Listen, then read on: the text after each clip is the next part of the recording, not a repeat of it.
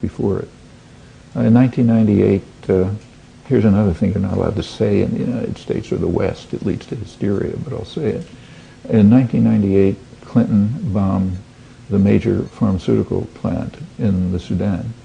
Okay, this is the plant that's producing most of the pharmaceuticals and veterinary medicines for a poor African country that's under embargo, can't replace them.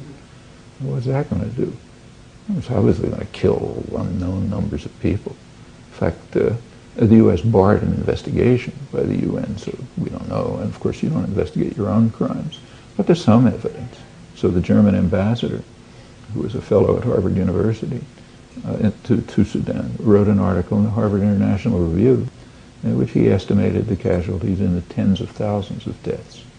The head of the Near East Foundation, very respectable foundation, the regional director at fieldwork in Somalia, in Sudan, he did a study. He came out with the same conclusion, probably tens of thousands dead.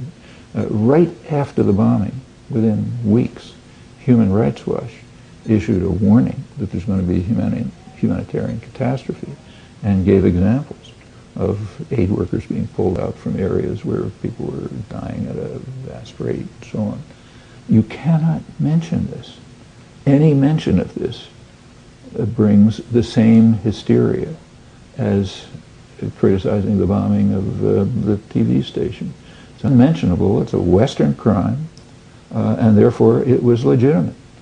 We're not, I mean, just suppose that Al-Qaeda blew up half the pharmaceutical supplies in the U.S. or England or Israel or any country in which people lived, human beings, not ants, people.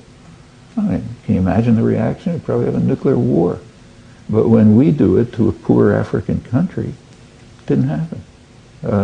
Not discussed. In fact, the only issue that is discussed, there is discussion, is whether the intelligence was correct when it claimed that it was also producing chemical weapons.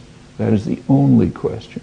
Mention anything else, the usual hysteria and tirades.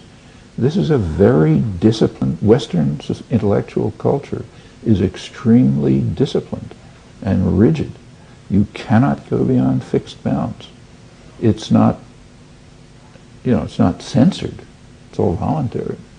But it's true. It's not, evidently, not every society is like this. In fact, the third world countries are different. So take, say, Turkey, half third world. I mean, Turkey, the intellectuals, the leading intellectuals, best known writers, academics, journalists, artists, I mean, they not only protest atrocities like the Kurdish massacres, they protest them constantly, but they're also constantly carrying out civil disobedience against them.